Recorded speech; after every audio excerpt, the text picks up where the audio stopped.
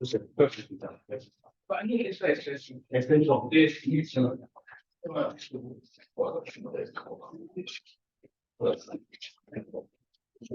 come on, sir. Are you going to be joining Tuesday?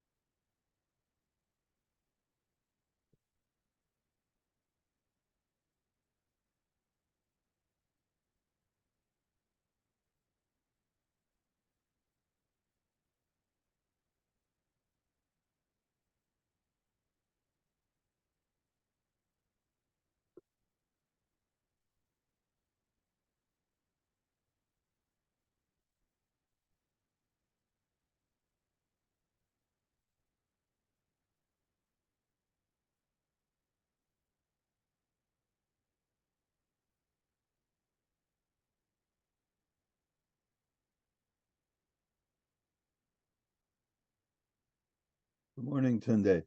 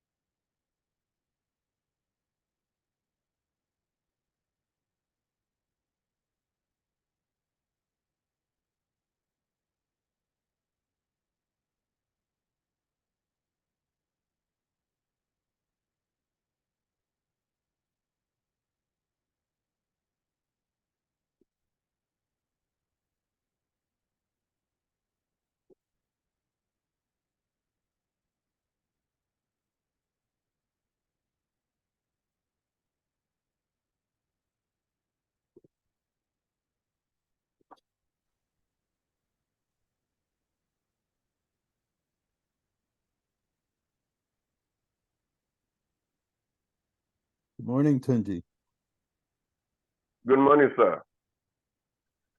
It's been a long Good to see you. Very well.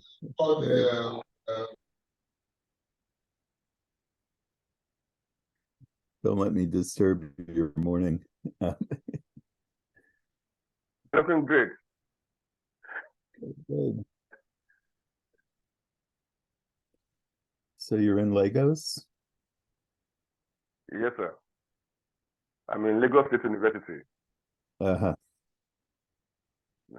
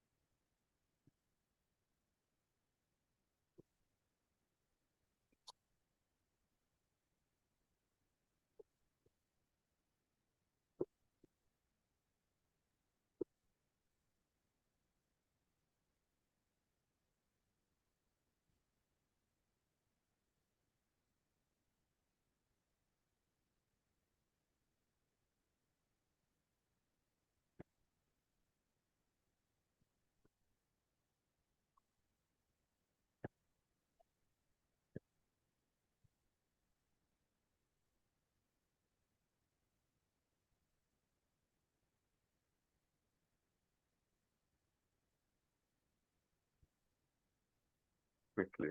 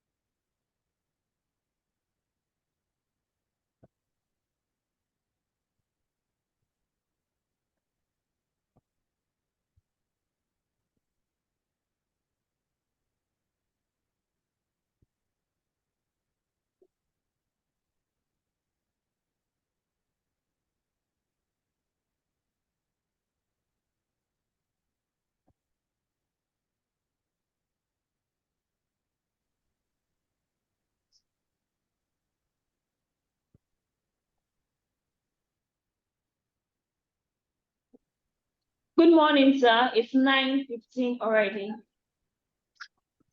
Yes. Good morning. All right. I've been waiting for the panelists to assemble, but I suppose we should begin. Hello, are you saying something, John? We can't Yes. hear you yet. I can't hear you anyways. Maybe I should check my volume. Can the others I hear can me? hear you now. Yep. Yeah. All Mhm. right. Yeah. Yes, so let's get started. It's my great pleasure and honor to be hosting this panel in honor of Hyginus Ekwuazi, who's had a very illustrious career in the academic study and also of film in Nigeria, but also in helping to create the infrastructure for the industry, working as an academic, of course, and also in some very important administrative roles. He was basically created or renewed the curriculum for the National Film Institute. He went on to direct the National Film Institute and then the Nigerian Film Corporation, as I'm sure you're all very well aware. As the chair of this session, it's my job to kind of direct traffic and basically keep quiet, but I can't resist beginning by saying that I've always felt extremely grateful to Hyginus myself. Very early in after my entrance into this field, this was in 1992. I went to the Film Corporation's workshop on film policy in 1992, where again Hyginus was really running things from the institutional and kind of academic point of view. I was introduced to Hyginus by Akome, who was a newly minted PhD from the University of Ibadan, writing his dissertation under Hyginus Ekwuazi.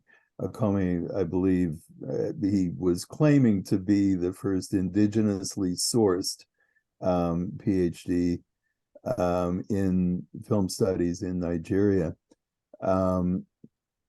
And Hyginus's book, Film in Nigeria, was something that I had already been poring over. It was indisputably the introduction to the field, the most comprehensive, pioneering account of what had happened in Nigeria from the point of view of film. And of course, it was followed by many, many other publications. And, you know, from the very beginning, he welcomed me in the warmest possible way, and we began on the spot a friendship, which I'm pleased to say has lasted up to today.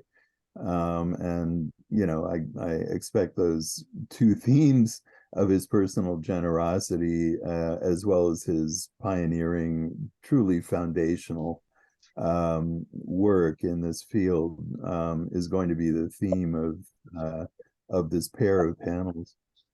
Anyway, without further ado, I think I should turn things over to our panelists, beginning with Tony Ada from the Minnesota State University, who will begin. Because we've been late beginning, I think I need to restrict people to, let's say, 8 minutes. so that there'll be time at the end for general discussion and for any questions coming in from the internet, my internet connection. Tony, please. Yeah, thank you very much, John. Yes, it's an honor to be part of this process to talk about Professor Ekwuazi. I think like Okome, our history goes quite far back. I was one of Professor Ekwuazi's students, during my master's at the University of Ibadan, as well in the theater arts department. But in the last few years, history and circumstances have brought us together.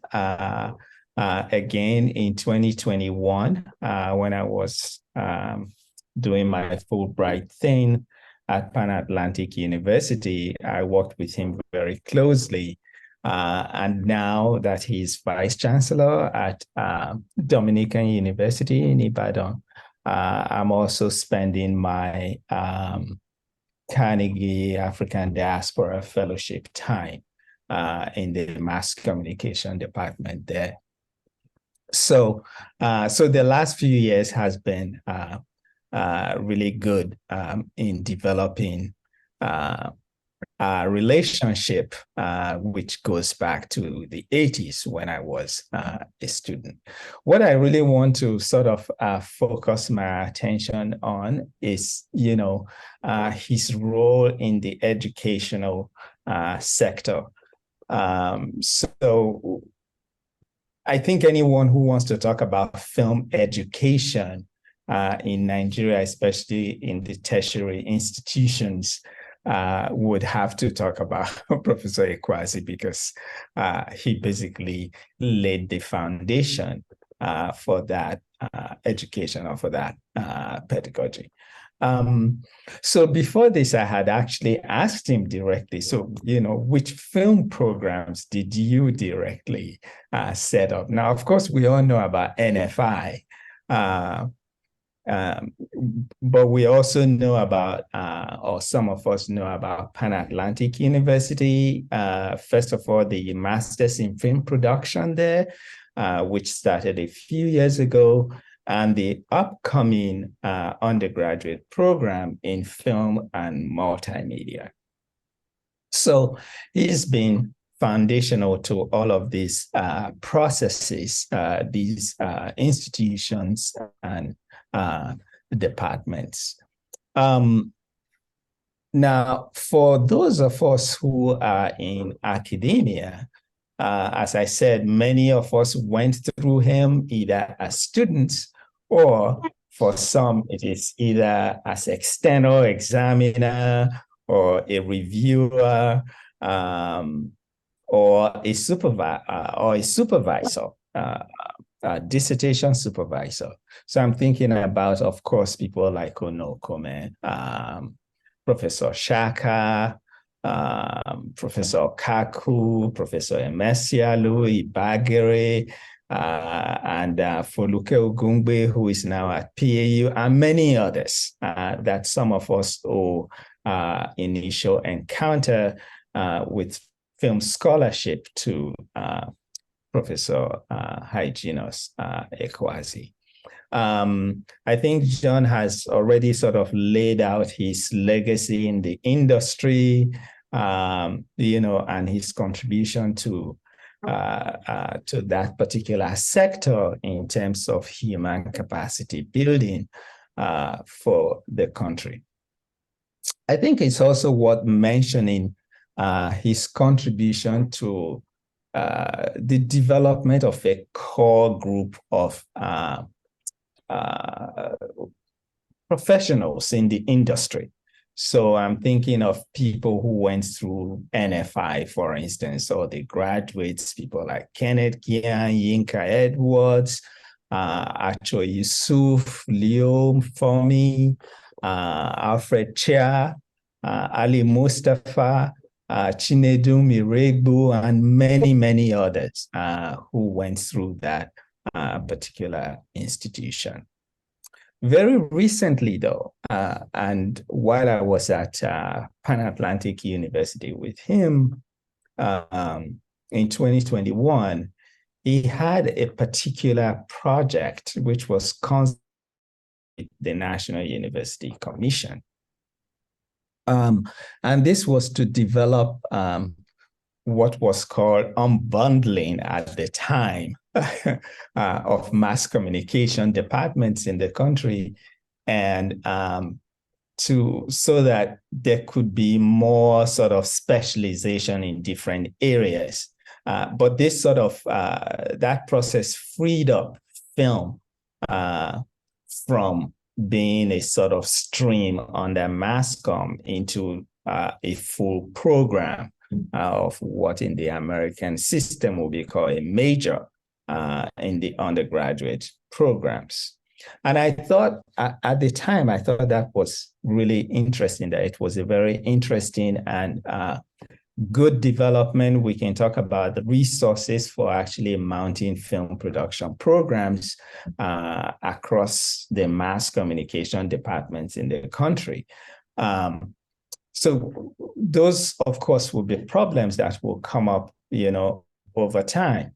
But the idea itself, I thought, was really great because we were sort of moving slightly ahead the curve of other nations that were wrestling with a similar problem. I know that in the UK, for instance, this has been a big problem. What to do with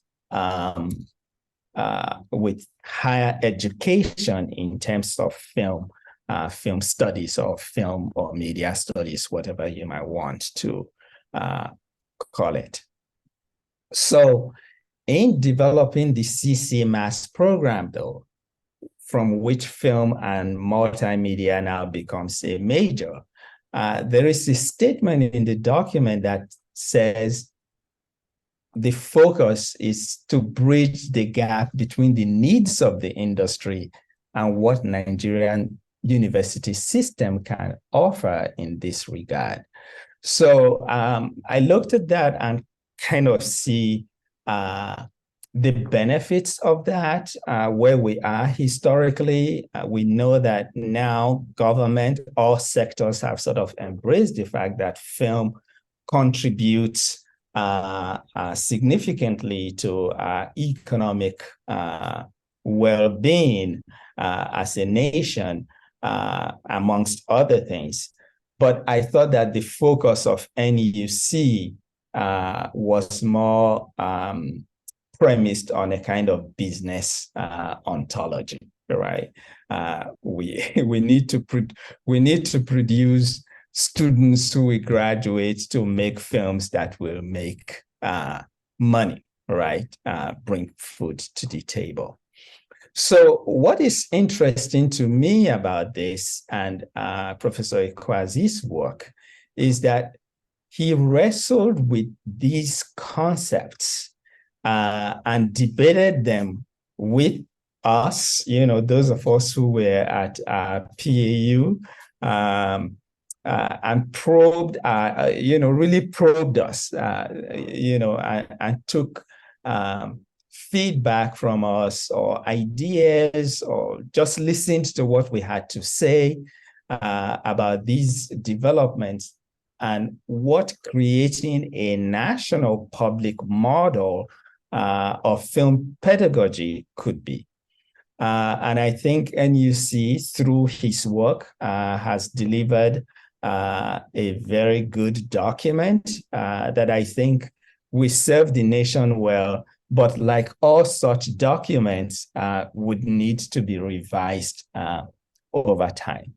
So what I'm really getting at here is that we don't often talk about the impact of people like Professor Ekwuazi on that educational sector and the impact of that sector overall on nation building, whether we're talking about economics or we're talking about lifelong learning, or any such developments that we could think of. So I want to sort of close here, that as we move forward and as Professor Ekwuazi continues his work as an educator and administrator, to ensure that the model we build is not only focused on that production competence, which I know the pressures tend to move us in that direction, but that education in film sort of takes care of analytical competence, contextual competence, and canonical or historical competence. I want to thank him. He's here now. He always says, "I come in peace." I also want to tell him on this occasion, I come in peace. And I want to express my my gratitude for the education you gave to me as a master's student, and also in the interactions that we have every day. Thank you very much. Thank you for that, Tony. And let me greet our Oga on top, His Eminence, Professor Hyginus Ekwuazi. Sorry, I came in late. You know, I was not granted access as a panelist. So somebody, Professor Aziz had to intervene. Then I was granted this access. I'm sorry I came in late. Okay. John is good to see you. You've gone all gray. That's what happens if we don't shave our heads. Professor Aziz, thanks for making the connection easy for me. You're welcome, sir. You're welcome, sir. Yeah. So Tunji Aziz, let me call on you in the order of the program. Professor at Lagos State University. Again, we're limiting speakers to 8 minutes because we got started so late, but please. All right, thank you so much, sir. First and foremost, I want to say that I'm highly very privileged to say this here, and not just to Professor Ekwuazi, but to everyone here listening and watching from all over the world. I've not had time, the bright opportunity to tell him what I feel about him. So I'm going to say, he's going to be listening in today. I also want to thank Hyginus for, finding it very, very necessary to celebrate a man without whom I think will not be, the film industry in Nigeria and perhaps in Africa will not be what it is. Unlike John, who had the privilege and the grace to be taught by Professor Ekwuazi, I never met him one-on-one as a teacher. I was in Ife when he was in Ibadan, and then by the time I got to Ibadan for my master's and PhD, he was already out of the place, doing what he did to make us, that led us to this conversation that we're having now. The NFI and the Film Corporation, and of course, the several books that he wrote that inspired many of us. And so that was all I had. So my first, contact with him at a close level, and which I've cherished and continue to cherish for a long time, was when I applied for the ACLS fellowship. And I felt, who can I reach out to that could give me a reference that's in support of my application? And I just said, there is one name I know in the film industry that could give, credence to the little that I'm doing. And I got in touch with him, and his response to me, taught me so many things. I was coming from Ife where our teachers were our friends. I had heard that people from Ibadan have a way of, living like military men. You have to know your bounds. with your lecturers. You have to be very careful.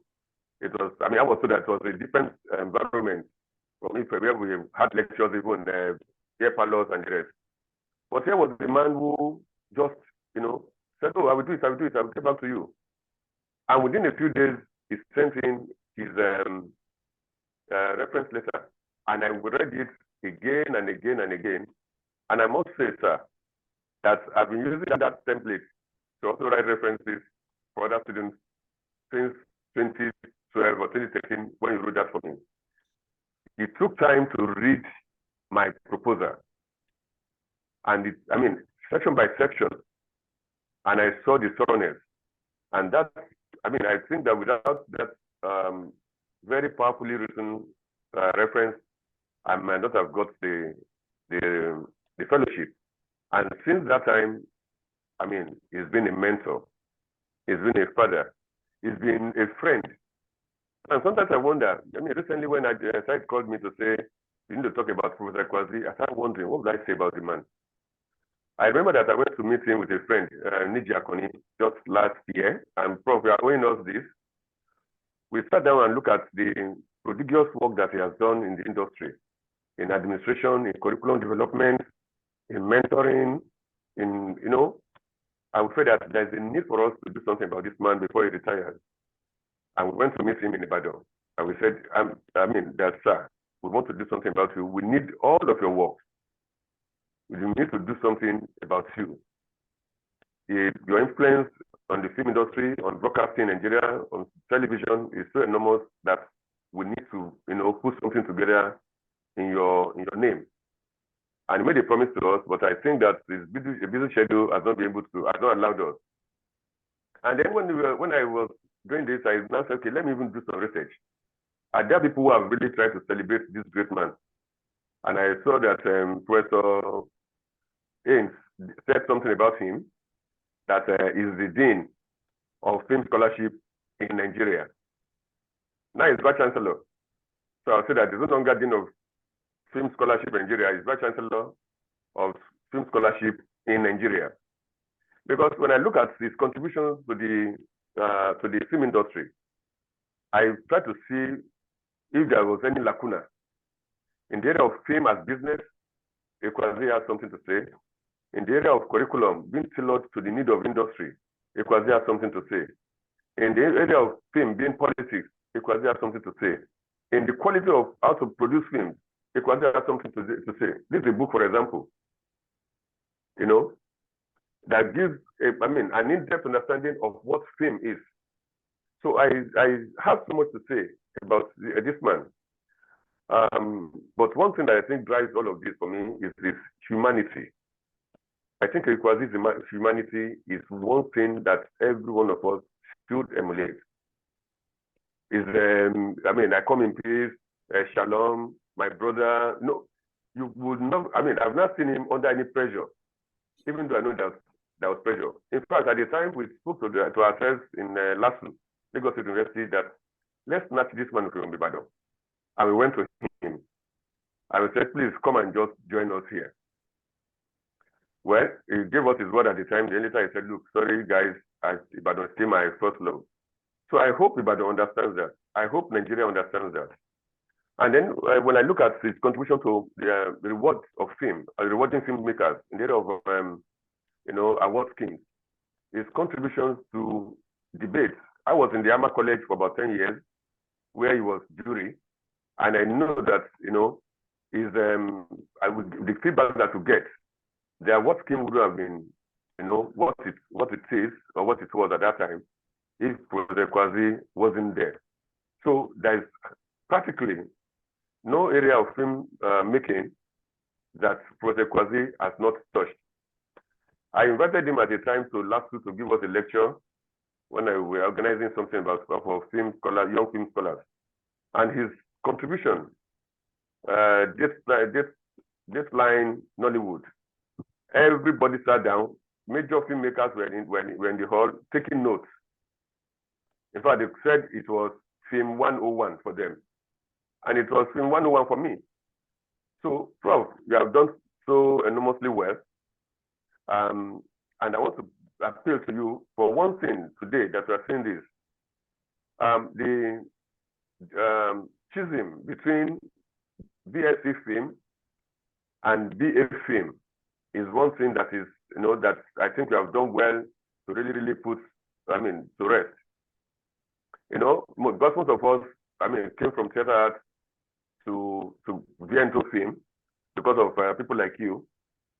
So people feel that once they leave the theater, there is now a sort of conflict between filmmaking, film curriculum teachers and those in theater art. I know there's a case, going on right now in Uniport. And I think that what we need to help us do is to put this into rest maybe in a more direct way. We have said it at many fora, that we could have BSc film, we could have BA film. But I think beyond the curriculum, there's a need, for you to, get in touch more, sir, to see how we can put this to rest. You have done your bit, no doubt, but I think you can do more so that we will not eventually create this, schism or this gulf between us. We need to find that space. Maybe that we need another conversation to look at this. But the fact is that you have done tremendously well, and some of us who are coming behind, we continue to look up to you. I don't know how you did it, to go into poetry, to go into drama, to go into everything. But I must say that history will be kind to you. On this one, I was going to say shalom. Thank you so much. Shalom, my brother. Thank you. Thank you, Tunji. Now I'd like to call on Tunde Onakoyi, who joins us from his base at the University of Regina in Canada, where it is now 2:30 in the morning. I was feeling sorry for myself because it's 4:30 in the morning, or at night, one has to say, where I am in New York.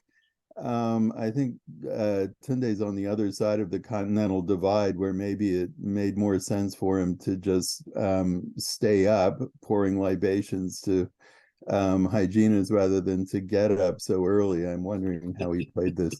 Anyway, Tunde, let me turn things over to you. And again, please, 8 minutes. Yes, sir. Thank you so much for the opportunity to join the panel. I was actually told to come in and to speak about Professor Hyginus. I'm so sorry. You may not be able to see me. My face is all worry right now, and from my voice, you will understand that I'm tired. Prof, it's a privilege to be here. I have so many things to say, and just like Professor Haynes has instructed, I have only 8 minutes. I prepared something very small for you, and I hope I will have the opportunity to finish it up, But what I can actually say here, I listened to Professor Ada and Professor Tunji, and I heard him say there is something so unique about your humanity, and this is very, very true. And for me, I think it is also right for me to tell you and to tell the entire audience here that you're such a linchpin, Prof, and you're a tuneful truth among mumbling lies. The tuneful truth among mumbling lies. No one can actually do what you do, and nobody can actually do what you do the way you do.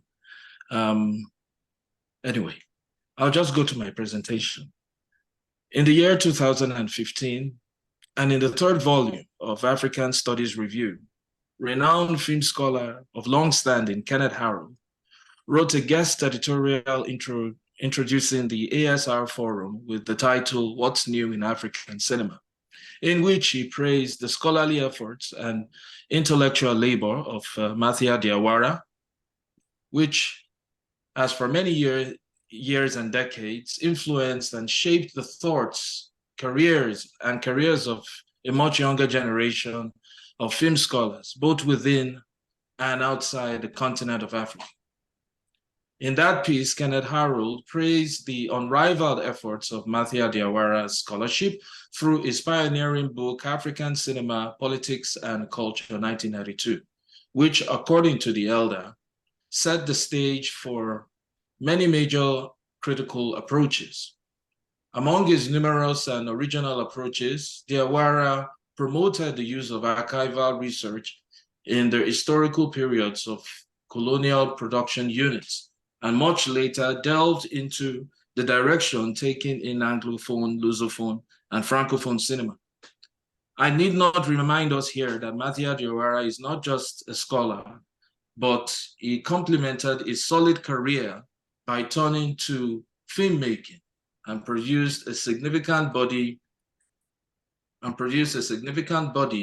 of scene essays, many in the form of biographical films, while in the process establishing his now familiar strong voice as guide commentator.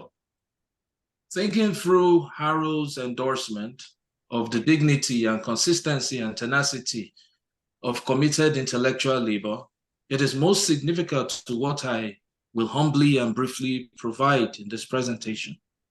This is because, to some remarkable extent, the subject of Harold's piece has much in common with the preeminent scholars whose intellectual and other labors we honor today, and that is Professor Hyginus Ekwuazi. The scholarship of Hyginus Ekwuazi is something of a rarity. His knowledge of both film studies, the principles of film practice and production theory, reminds us of the dignity of labor, which is complete in the very nature that embodies what Ekwuazi has accomplished in more than 3 decades. Apart from more than 50 essays that cuts across local and international publications, Professor Hyginus Ekwuazi has published very significant books, which include the very popular pioneering text, Film in Nigeria, 1987, 1991, and 2019, Creating the Screen Image, Visual Composition of Television and Film, 1991, A New Approach to Screenplay, 1993, The Television and Documentary Film, A Production Resource Book, 1996, and Advertising on Television, The Television Commercial, 2007.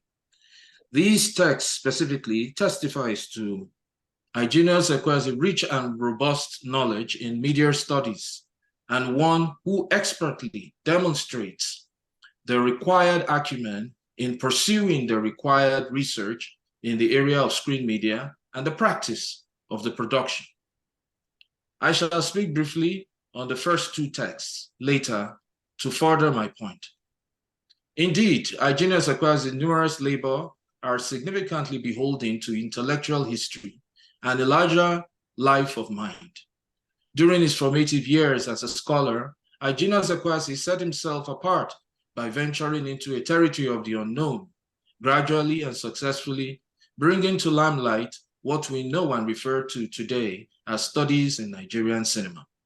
His very significant book, Film in Nigeria, which has now come in 3 editions in 1987, 1991, and 2019, offers solid foundational study of the Nigerian cinema, what it signifies and yet signifies upon.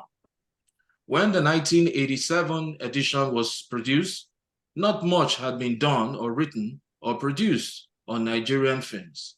As Ekwuazi would put it in the prefatory note to the first edition, ironically, however, not much attention has been paid to the film medium, not even half as much has been paid to other entertainment and communication media. The first edition functioned as an abinger, setting the pace for what we know today as film studies in Nigeria. The book not only provided a history of cinema in Nigeria from the earliest colonial beginnings and up to the threshold of the post-colonial period, but also offered various interesting scopes that enabled a deeper understanding on how to come to terms with the dynamics of a transforming industry and reading of films and the economy of the industry. These include history of film in Nigeria, sociological import of film in Nigeria, theorizing aesthetics, theorizing policy in film and media in Nigeria, decolonizing screen media in Nigeria, film reception and audience study, censorship, and contextualizing film distribution and exhibition in Nigeria.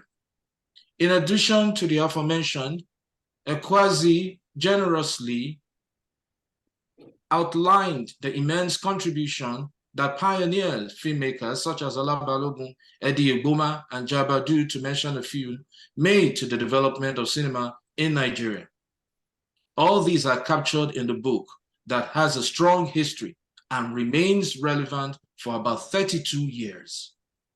Hyginus Ekwuazi's book ushered in a culture of film studies which has relatively experienced remarkable development within the Nigerian Film Academy today. In the book, he laid out a taxonomy of Nigerian film classification that was to influence generation of scholars. The book continues to be regarded as groundbreaking, insightful, incisive, deliberate, and influential of all the pioneering books on Nigerian films at the time of its publication. The audaciousness of the book is an inspiration to all and a treasure and gold mine which takes back, and helps the generation of scholars to revisit issues that still needs more clarity and coherence within the field, including film history, author criticism, film analysis, and aesthetic studies. Can you still hear him? Which is radically different from literary studies.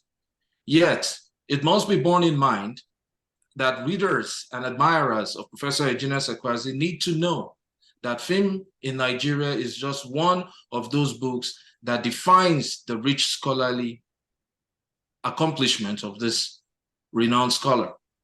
Another book which I shall finally consider as equally important after film in Nigeria is Creating the Screen Image, Visual Composition for Television and Film.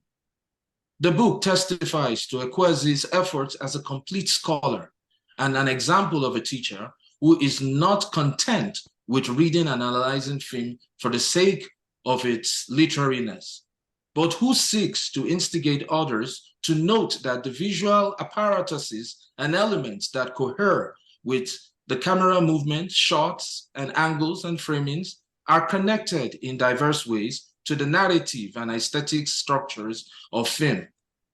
Renowned scholar of African cinemas, Sheila Petty, has stressed affirmatively that the camera is not content to simply record, but is an active participant, moving and shifting with the characters as though the frame is too restricting for the story space. Our argument is inextricably linked to the ideas of Ekwuazi, who often argues that principles of the practice exist when making a film or films. Therefore, in analyzing films, irrespective of the theoretical frame and concept that are employed by scholars, even when scholars consider a film within its historical, cultural, and production context and analyzing the narratives, Professor Hyginus Ekwuazi's Creating the Screen only reminds the scholar that analyzing the narrative through the relational auspices of plot, character, spectacle must include cinematography and editing. The adoption of the method is referred to as découpage analytique, analytical breakdown, a suitable method for identifying and converting cinematic images into meaningful description.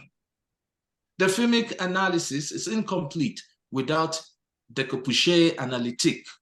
This and much more sets Hyginus Ekwuazi's scholarship apart from even most of his contemporaries. He is not just a theorist, but a teacher who understands filmmaking and teaches it well. That is why he also decided to try out his hands on writing creative works for films and from films to literature. For instance, during his stints at the NFI, he supervised a good number of script writing workshops that have become popular films today. They include The Rise and Fall of Dr. Yenusi, 1972. This was much before he started working at NFI. Then you have The Great Attempt, 1989 by Edu Ogbuma. And then he constructed this very beautiful theoretical essay on how to practically adapt one of Tanure Ojaide's book entitled The Activist into a film. The interest and scholarship of Hyginus Ekwuazi became an interesting challenge to two other prominent scholars today, Professor Onokome Okume and Professor Marcel Okaku, who were supervised by the giant himself. Although I am not so sure about Professor Okaku's PhD thesis, but Professor Okume's dissertation, The Rise of the Folkloric Cinema in Nigeria, which was produced in the early 90s, rightly traced the development of indigenous films in Nigeria and at the same time pitching these films within the context of third cinema. I mention in particular Professor Okume and Professor Okaku because these successful scholars who were greatly influenced by a wonderful teacher, as they themselves have proceeded to extend the field both locally and internationally, and they continue to popularize the field in ways that are unique to both of them. In Okume's words, Professor Hyginus was central to the history and development of media and film studies in the Department of Theatre Arts at the University of Ibadan. His contribution in this regard traveled quickly after he set an enviable example at the university, replicated his dedication to the field when he was appointed the founding director of National Film Institute in Jos, which has produced a lot of popular filmmakers, including Kennedy Yang and Anko Yusuf, amongst others. As an activist, he has condemned the marginalization for many years of film studies and production in higher institutions and considers this treatment of the field as very unreasonable and fought hard and tenaciously to ensure the discipline's emancipation. Although these roadblocks that hinder the establishment of film programs in higher institutions are not without suspicion, as internal power blocks of the affected university are constantly behind such institutional roadblocks.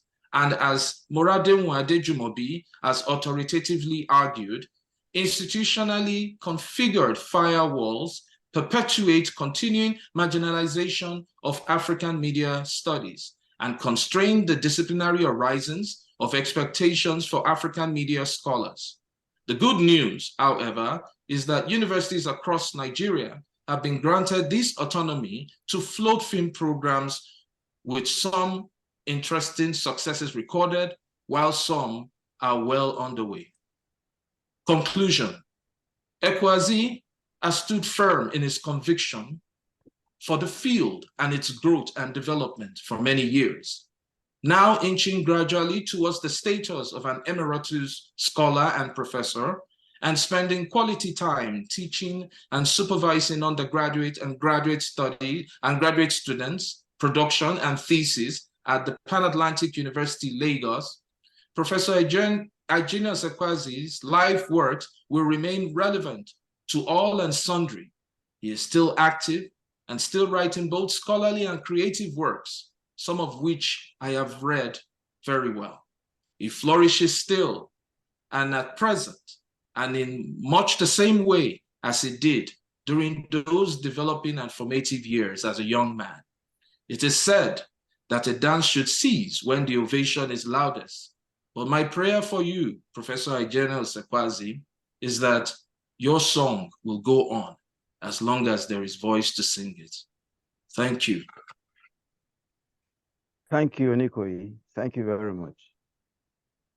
Yeah, thank you, Tunde. You helped to fill out the staggering range and volume of the work that Hyginus has done. One of my favorite memories of Hyginus actually is of something where he was not present, the first time I met Kenneth Gang, he was presenting Confusion Noir at the Lincoln Center Theater in New York City as part of the New York African Film Festival. And you know, after the screening, I went up and introduced myself, and when I said my name, Kenneth sort of exclaimed, "Professor Ekwuazi," and threw his arms around me. And I thought, wow, you know, this man, meaning Hyginus, has left a real legacy, and you know, that sense of warmth and connection was transferable and sort of alive even when he was not present. I also want to mention at this juncture the book which came out of the 2015 conference at the University of Ibadan, organized by Anu Akome and Marcellus Okaku, Media Studies in Nigeria, Genesis and Detours, which provides a, you know, really comprehensive, I mean, thick volume of tributes to Hyginus, and you know, when one gets a thorough sense of his work as of 2015 from that volume. I'm seeing no signs of Falakemi Agumbe or of Yeah, like, he's got like, Yeah, it's just we don't want to speak. The microphone works, yeah. Okay. she is there. I'm chairman of and we presented for like she had another panel that she's chairing, so she told me about on the presenter. So I'm just read that. Are you hearing me? Hello? Hello, we can hear you. Yes, we can hear you. Okay. So I have chairman of Wonder. I'm also Professor Ekwuazi's protege, but I'm fairly new. I started with him in 2010, so majority of you may not know me. But Folake told me to read out what she wrote for Professor Ekwuazi. So I'll do that. She titled it Interrogating Governmental Intervention and Control in Nigerian Films, Engaging Film in Nigeria by Hyginus Ekwuazi, by Falakemi Agumbe. Before I delve into this paper, I want to celebrate a teacher, father, mentor, and scholar par excellence. I had read and had been taught about Hyginus Ekwuazi's scholarship long before I met him. I came into the University of Ibadan as an undergraduate student at the time he was away on leave at the Nigerian Film Corporation. I met his indelible prints at the department. Years later, after going into the corporate body world for a while, and finally resolving to go and pursue a life in academia, I went to work at the Nigerian Film Corporation, NFC, and the National Film Institute, NFI, where he had been MD and CE, and founding head of school, respectively. The National Film Institute is the first film school in West Africa.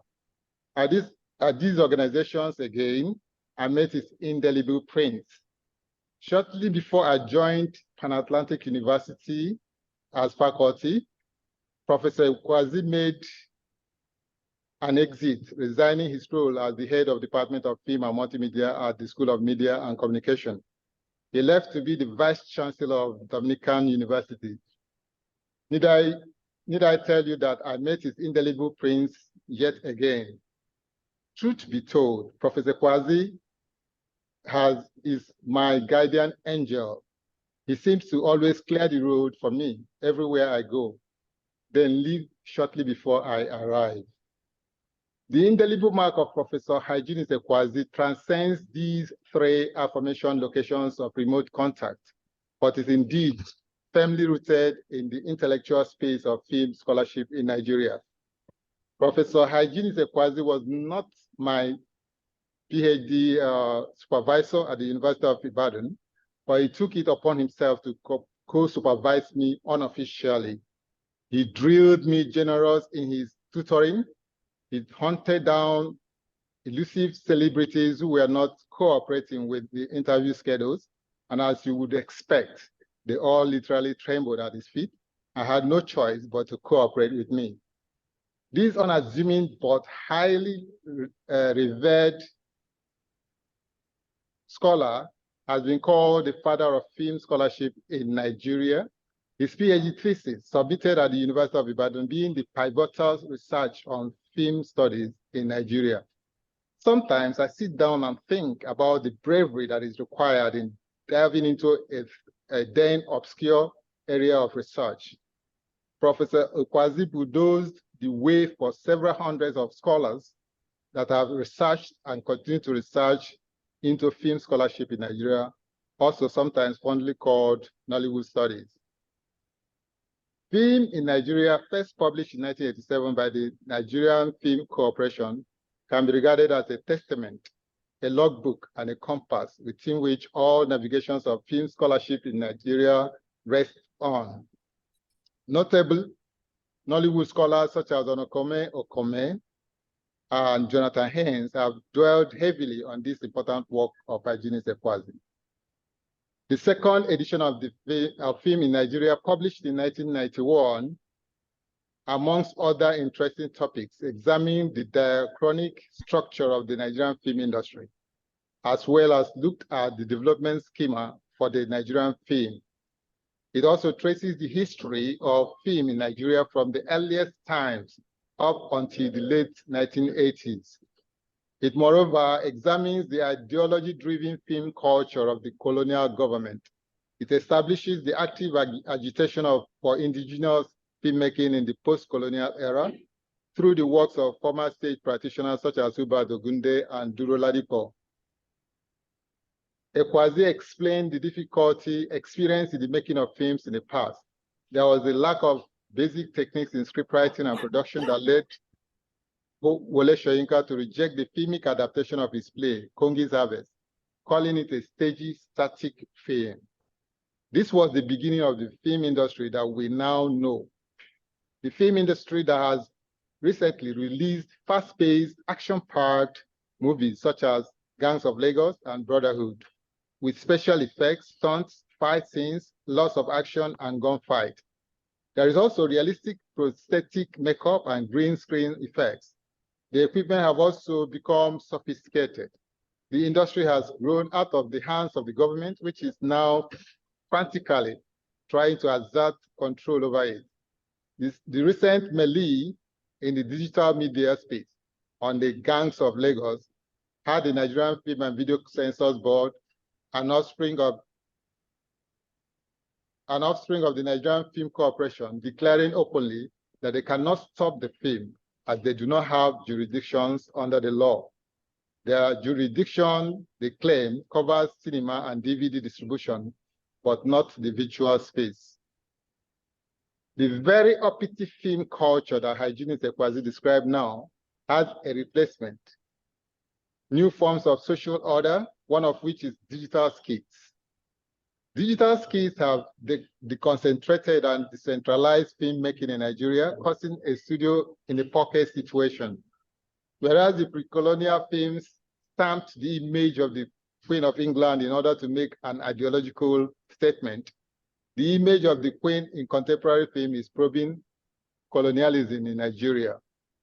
In October 1, by Kunle Afolayan, the scene where the official photograph of the Queen of England was removed and replaced with that of Abubakar Tafawa Balewa has embedded semiotic interpretations.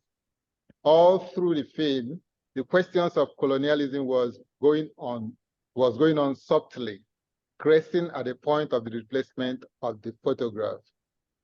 Hyginus Ekwuazi wrote about Daybreak in Udi and community development, which were amongst the community propaganda films of the colonial period. Although Daybreak in Udi was meant for foreign audience, community development targeted the locals The film was intended for the integration of the locals in the development of their communities. In the film, the locals were initiating, planning, and executing projects for the development of their community, but the imperialist agenda ran a thread throughout. The British colonizers knew the power of the media. They ensured that these films were shown to the locals through the mobile cinemas. Film was an important weapon of mass integration and collective ideological brainwashing in the hands of the colonial government. It was reported that between 1941 and 1950, about 180 of such films were made for this purpose. The quantity of production of films in the Nigerian industry has come a long way. Ekwuazi reported that there was a period in Nigeria's history where it was impossible to have a whole week run at the cinema with only Nigerian films playing. This was sometimes in the 1980s when the Oduduwa Hall, the then University of Ife, now Bafemi Awolowo University, decided to run an experiment to find out if there were enough films for a week's run. This was the time that Nigerian films were seriously marginalized by foreign films. The audiences, according to the experiment, were not very interested in Nigerian films either. The Nigerian film industry today have enough content to run a whole month's show and beyond at the cinemas. An observation of the streaming platform shows that Nigerian films released within a excuse me, I need to interrupt in the interest of time so let me ask you to wrap up Falake's presentation. Can you conclude quickly? Okay, so let me just let me end this paragraph. An observation of the platform shows that Nigerian films released within 1 or 2 weeks but usually comes at number 1 on the most watched charts. Nigerians still see foreign movies, but they watch the Nigerian movies as well. The Nigerian blockbusters also do well at the cinemas, as we have seen in Funke Akindele's Battle of on Bukka Street and Omo Ghetto on the Saga Street. Well, the paper continued, but definitely all the she did was to analyze, in fact, even the work of Film Corporation and all the things that were set up by Professor Ekwuazi, and how he set up the pace on what has been happening now. And, you know, like he preempted what the film industry has become for now.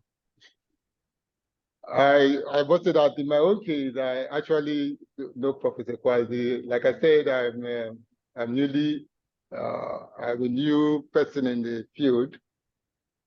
I have known him. He was my supervisor, and he was my external examiner in my master's and also in my PhD. And he brought me in the Pan-Atlantic University with the master's program. That's where I am now. And I've known him. And the major thing I must say about him is what they have pointed out before about his humanity.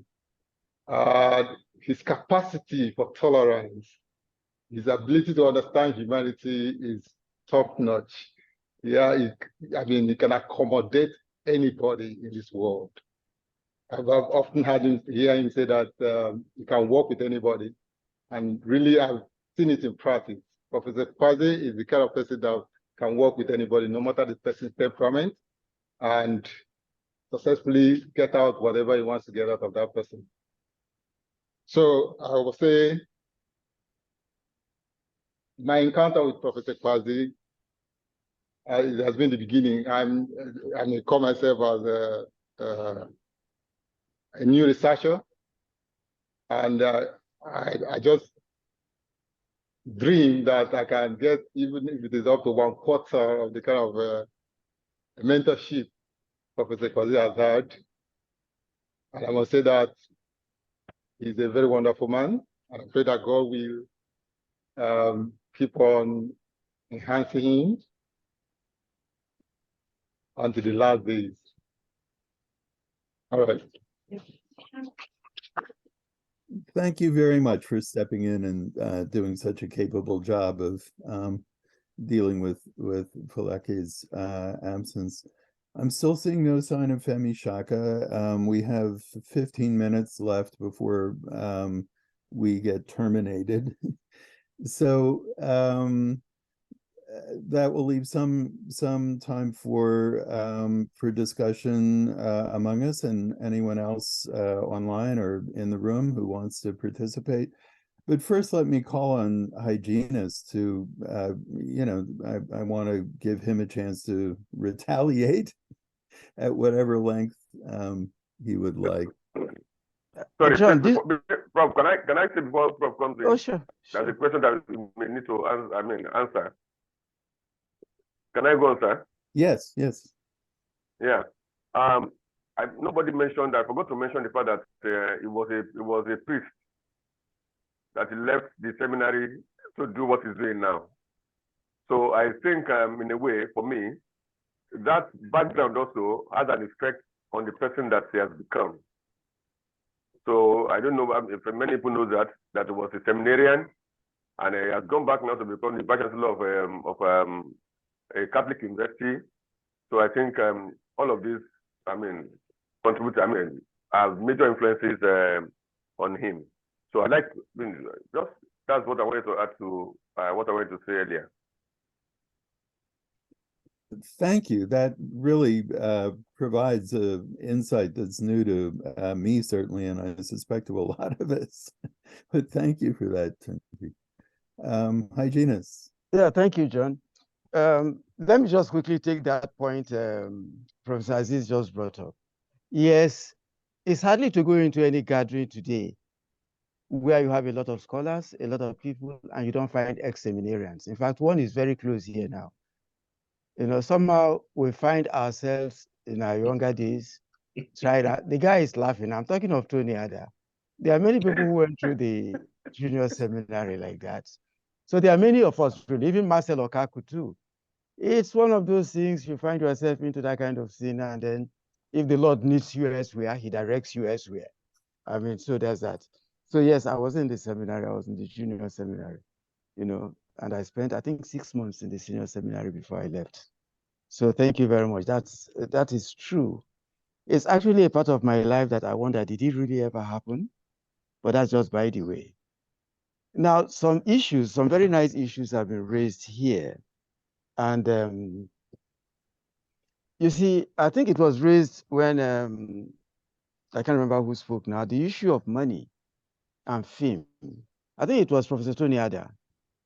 When I was in PAU, you see, PAU is a place, everybody knows the culture of PAU. And when I had to design that program in PAU,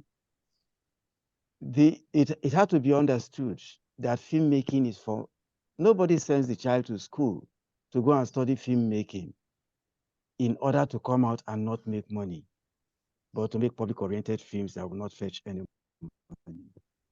So it was understood clearly, and like you rightly quoted, you had to make the kind of films that will prepare the student to go into an industry directly. But then the argument did surface. And I know Professor Jonathan, sorry, I beg your pardon. I was going to say Professor Hens. No, Professor Cecil Blake, who was at PAU, headed that argument that no, it has to be a moral base, it has to be. And I kept arguing, no, you have to teach them, first and foremost, it is film business. The emphasis is on business, not on film.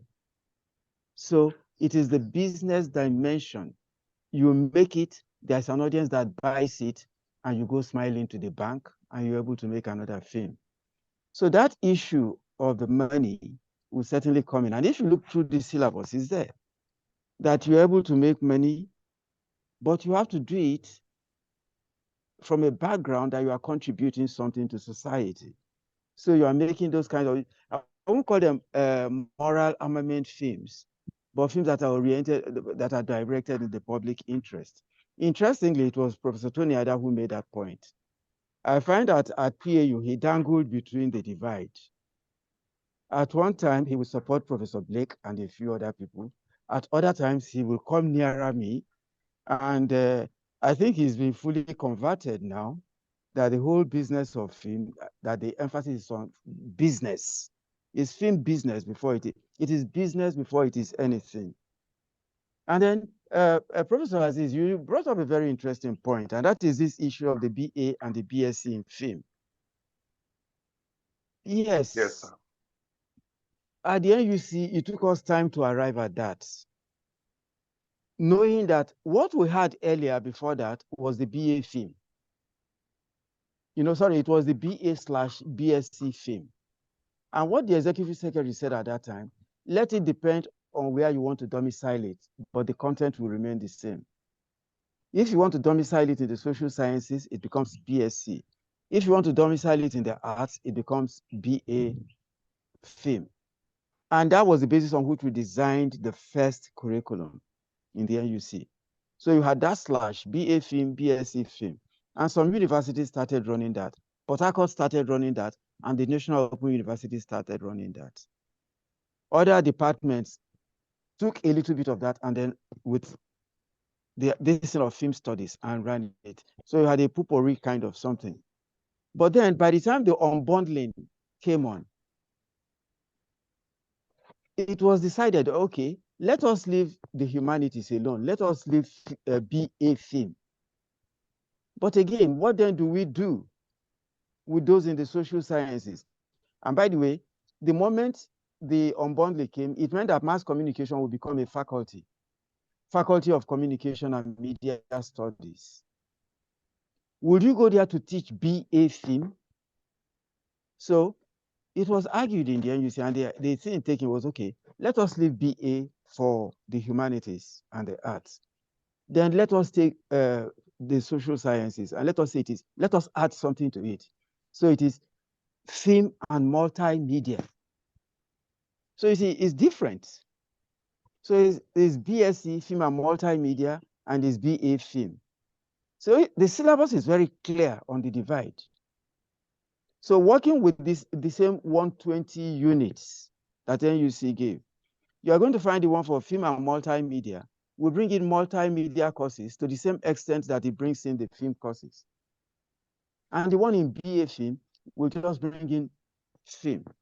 So it depends on the orientation of the university, and it depends again on their staff dispensation for them to know which to go in for.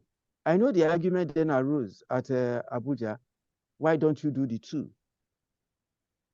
I don't know what decision they took, but you see, for me, it's a very obvious thing. You see, be taken from the same pool of students. At any rate, that's how that came about. That of Port Harcourt, because that of Port Harcourt is very interesting. Because what happened in Port Harcourt was that they pulled out of theater arts, if you recall, and went into the social sciences. The moment that was done, a lot of things were predicated immediately. It meant that there is no way they can buy into BA film program. Necessarily, they have to buy into the BSc film and multimedia. But you see, it is what happened in Port Harcourt. I think is the internal dynamics and the kind of and the staff dispensation and the nature of the personalities who were there. It would have been interesting if Shaka had surfaced here. He would have been able to give the background to it. But really, there is no such. You don't have. They complement. So what theater should do, and I know I've addressed this in the professors with the professors of theater arts, is really to concentrate on film. The BA film is as rich as it can be. Is to really concentrate on that and do their best. I know the argument going on that you cannot unbundle theater arts. That's fallacy. You can unbundle theater arts. Already film is off. Already, which other one is off? I think fine art. I find out as music is off. So who says you can't unbundle it?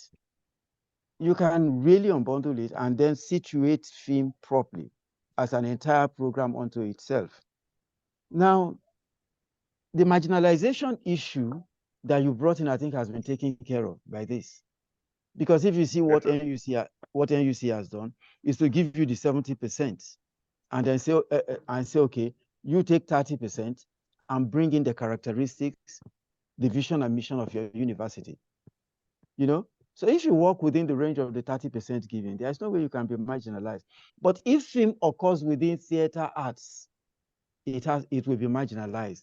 I know the early study I did for the NUC was to show that if you say you are doing media arts in Nigerian universities, you are going to do less than 11, that is, the units that will be used for you to graduate will be less than 11% taken from film. So you had all those heavy courses in theater arts. So in such a context, film was seriously marginalized. But I think that has been taken care of now, yes, in the way things have gone. Yes, about the issue of bravely, like I mentioned, going into a new field. I know Kome has a lot to talk about that. Yes, at that time, there was really nothing on film. Absolutely nothing. And I remember I had a big problem convincing the faculty at Ibadan. I had wanted to go to the US directly to do film anyway. But Ibadan couldn't give a letter to the Ministry of Education to say there was no film because I had a scholarship. So it meant I had to go to Ibadan anyway. And when I proposed that topic, it took some doing for it to be approved. And having been approved, it took some doing to even get anything to write about. There's this story I like telling about Harry Garuba. Harry Garuba was my roommate, God rest his soul in peace. And I know he saw the kind of restless nights I had because I couldn't get any material to work on. And one day he came rushing from the library that he has just seen a book on Nigerian films. And he told me where to go in the library to locate it. And I left immediately to the main library. Guys, guess what was there? It was Nigerian Films, FIRMS. So apparently,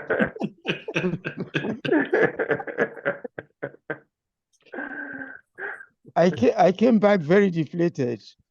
And I said, oh boy, you know, I'll be waiting you see for that place. You see, but at any rate, that was that. But fortunately, everything was done. And DDG facilitated my going to the US. I was at the U of P, Pennsylvania, and I was at Temple University. So I had a good exposure in the practicals of film and in the theory of film. And it's been very worthwhile encounter. You see, a talk like this ends up being a vote of thanks, you know, because some meetings become a poker, you know, they become watershed. They define where you're going, like some activities also. I remember the first time I met Jonathan, you know, and I remember the enthusiasm. His enthusiasm was boundless. It was bound to affect you. You found somebody, as it were, who came from the outside and who is looking at the thing you are looking at and seeing more in it than you are seeing. You know, it challenges you more, you know. So meeting Jonathan, as I did at that time, I remember we were together at one conference, and it was a conference I organized for the Nigerian Film Corporation. I was still there very much at Ibadan, and I was a very young lecturer at that time. And part of the recommendations I was making, and I made it very, very, very, you know, how do I say that? With the best of intentions, was that we were talking about censorship. And Jonathan was offended. John, do you remember it? Vaguely. Yeah, he could not understand how a group of people will meet, supposedly scholars, and they're saying that government should censor. You see, coming from his own background, he couldn't understand it. But we are holding a conference to draw up, you know, the proposals for censorship, which was later what I now did when I went as a consultant to draw up the papers for the National Film and Video Censors Board, you know, as part of the committee that did it. And each time we were there, I was saying, Jonathan will have a heart attack to know what we are doing here. You know, but he was like, we are going against everything he stood for. You see, but at any rate, those were some kind of touchstone moments, you know, that something will help you to say, wait a minute, there must be another way of looking at this thing. And so you will pause and look at it again. And if you now look at the rubrics for censorship, you'll find certain things there that are allowed for that point of view. But at times when these papers leave you and the bureaucrats in the ministry take it, then you don't know what direction it is going to go. because I remember we exempted the documentary films from censorship. But you find documentary films and films made by the embassies, you know, we exempted all those ones from. But if you go there, you find that they are very much part of it. At any rate, that was that phase of it. I'm just trying to say that John here provided a very different way of looking at what we're doing and provided me that challenge to say, if this young man coming from the US is looking at this and is finding much more than I am finding in it, there must be something worthwhile in it. That was the way it went, you know? So I'm very grateful for that encounter that happened at that time, you know, because, and then of course, over the years, John here was actually my assessor for the, and I will never tire saying it, he assessed me for the professorship. You see, because by the time I came back from the Film Corporation, I had already, my papers had already gone out even before I went to JOS. But nothing happened. For whatever I was told, they were stepped down, even though my dean protested, and the assessment had been done. So by the time I came back, it was like starting a journey afresh. And I remember that John, his assessment was the first one that came in, which is unusual. That when your 3 assessments are sent out, the one that usually comes back last is the one from abroad. But his was the first that came in. I'll never forget that. And it took the local ones forever to get to UI. So I'm trying to say that the meeting with him has actually been very rewarding. And I'm grateful for that. And everybody I have encountered along the way has added one way or another. It means that the encounter has actually been, either it has pushed me towards the purely academic component or purely towards the development area in terms of either the syllabus or in terms of the structures for film. And I'm actually, like I said, this would be a vote of thanks, as it were. And I'm actually there is no thesis I've supervised that hasn't enriched me. And I've supervised over 20 PhD theses, you know, about 18 in Ibadan, two or so in Pan Atlantic. And about the 20 of them, each of them has enriched me profound. No, one in Pan Atlantic, and about 19 or 20 really in Ibadan. Each of those PhD theses has really enriched me. Same too with the masters. I stopped counting the BAs, you know, but even they too, I have gained a lot from them. So I want to say I'm really grateful. When the idea of this came on, it was a surprise to me when I was written by the organizer to say, are you interested? We want to honor you at this conference. I said, sure, I'm interested. But I must tell you, it came as a very big surprise. And I'm very grateful for all those who have come. Everybody who is here, I've had quite an encounter with everybody who is here in one way or another. And it's the kind of experience that has really enriched me. Thank you. Thank you. Yeah, thank you, sir. I'll be seeing you on Tuesday anyway. Yeah, I think we have 10 more minutes actually before this session concludes. And of course, at the top of the hour, there'll be the part 2, as if this were a Nollywood film. part 2 of this celebration of Hyginus. So would anyone else like to speak? Yeah. Tunde. Yeah, Prof. I'm just wondering, what are you doing about republication of creating the screen image? I couldn't even, get a copy from Craft Griot at that time while I was at Ibadan. I couldn't, I had a friend who we both graduated together, Tunde Olowe, and it was his own text that I actually borrowed. And again, it was even a photocopy text. But for me, I think the text is still very, very important for people, most especially young undergraduates, to read. So what exactly are you doing to, with regards to a republication of that text, just as you have done, with Film in Nigeria? Yes, really, that text, many people have kept asking me, how can we get a copy of that? And usually my answer is, I really don't know how you get a copy. I do know that before I went to PAU, and while at PAU, I started working at what do you call it, an improved version of that text, you know, but I stopped after some time. There are two texts that I think I would like to see in print again. That's the one on the television, the one on advertising, which for me is still the best of the practical works I did, the one on advertising. And I also know that the publisher wanted to do a reprint of that and something happened. The thing is, it's all the issue of money. Books don't sell in Nigeria. Please, you know what I'm talking about. The quickest way to ruin a publisher is for him to go and do a book, an academic work like that, with pump his money, because he won't get back his money. And they all realize that Kraft is not going to do it. He says he's not going to until he's sure he's going. Nobody pays for a book he has not yet bought. And if you do it and there is just one copy available, people photocopy it to death. So he himself, like the guy who also did the one on television, they're not willing to do a reprint. Film in Nigeria was reprinted, was redone, there was a new impression of it because Okume took interest in it and did it, and it was done in the US. Here, it will not have been done. So that's my answer to it. These things are, you know, financially driven. You know, I don't know which publisher we want it, because I've discussed with Kraft, I've discussed with the other guy. Yes, the market is there, but it's not a guaranteed market in the sense that they are not sure. In fact, Kraft will tell you the story that when he sends his book to lecturers who teach the course to sell, he never gets his returns. He will tell you that. So it's a risky business, and I think that is what is happening. If I might, Thank you, Prof. If I might speak to that situation, you know, honestly, I feel sorry for people who are who are in the business of selling books in Nigeria or really anywhere else at this point.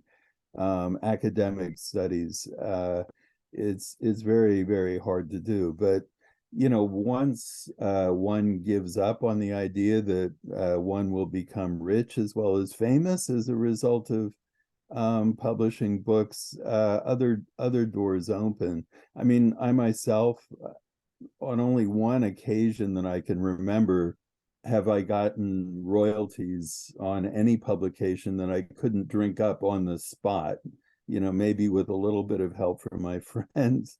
But if what you want is your work to be available, there are lots of ways to put it up online where people can get at it.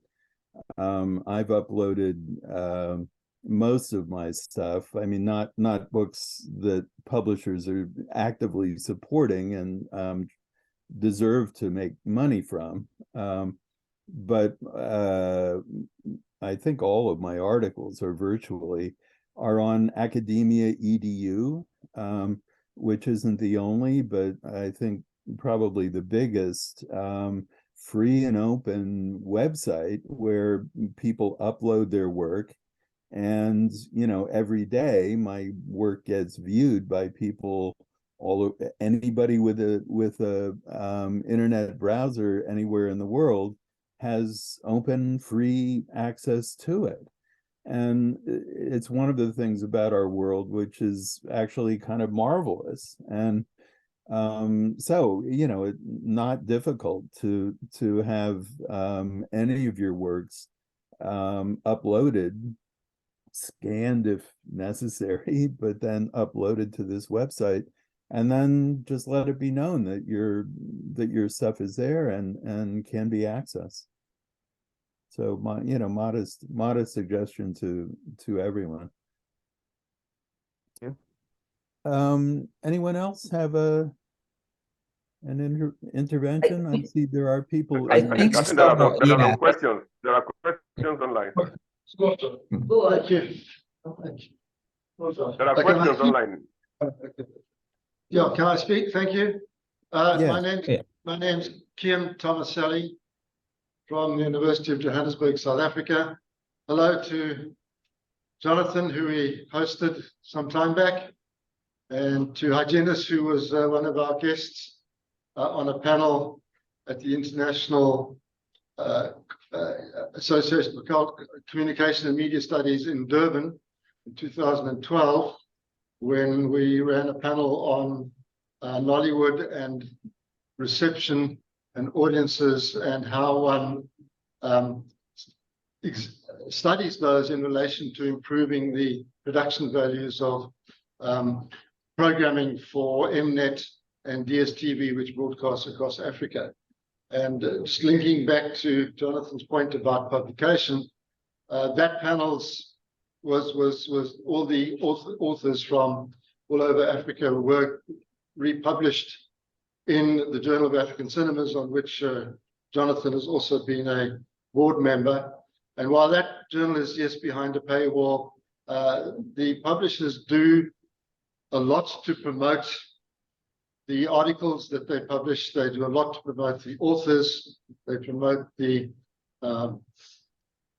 journals as well. And these, of course, link into the global legitimation systems, the indexes, which are also part of the entire communication value chain, from what we might put up on academic sharing sites, whether private or public, through to something else. But we also need to understand that publishers have to pay their own bills, and so therefore it's always going to be a cost to somebody, somehow, somewhere.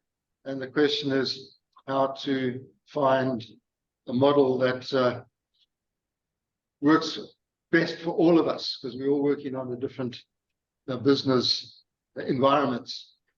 So I just wanted to make the point. I want to say hello to Jonathan and Hyginus, and I'll be in touch with both of you shortly. Excellent, Kian. It's great to see you, and it's good. Certainly very good to see you again. I remember you were very busy that time. You were really unavailable. Yeah, we were crazy. Organizing an international conference in Durban with no Wi-Fi, no hotels, not enough hotels. Yeah. The lady in blue had a question. Okay, please, quickly, because we really are running out of time. It's not actually a question.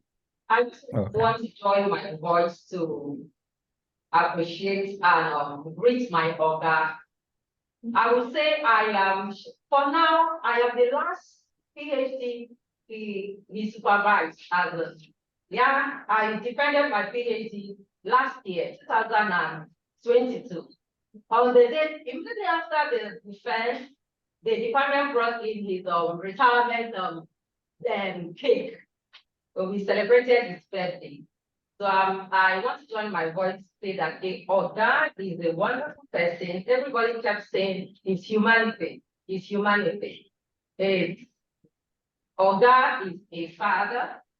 We call him Oga. That's why I'm using it in our own generation. Like the conference in 2015 that was organized when he was given the professorial seats by Onokome and Professor Marcel. They tried to put us into generations, as in his academic children. So we had there somebody called him an oracle. So I don't know, we are the latest generation, but we still have this same passion that the first generation has. With Oga, we're able to, the academic siblings, we roll when you call on them because you are from Oga, you are a daughter or a son of Oga, they give you attention. And now something, I didn't want to say anything, I just wanted to sit down and just celebrate my Oga. That's why I'm sitting here. But Professor did raise up a book, a production he did. I remember then when Oga wanted to do that book, he called us, his students. If you have anything, Maureen, if you have anything, write something on processing, production. So he made us write chapters in the book. When Professor Aziz brought it up, I just said, wow, I told the person behind me, my paper is in that book. She just smiled. So I'm very happy that we are celebrating somebody I'm very happy to identify with, and I'm very proud everywhere to say he's my supervisor, he's my academic father. Somehow he's from the same state with me, he's my father.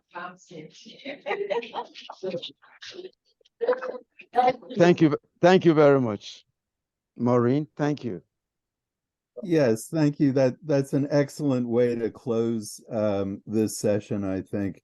But there's just a brief 15-minute intermission before the part 2 of this celebration. That's session 5J, beginning very soon. So if this session has stirred up any thoughts that you couldn't express in the time we had, save it, and I hope in the next session you can be heard.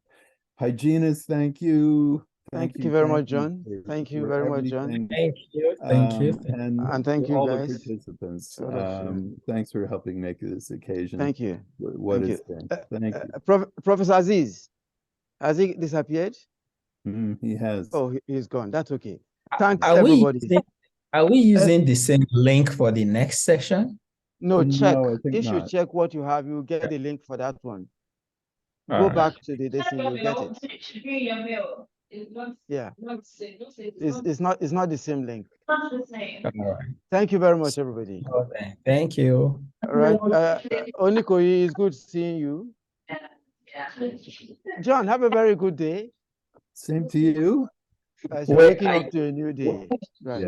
Yeah. Tony.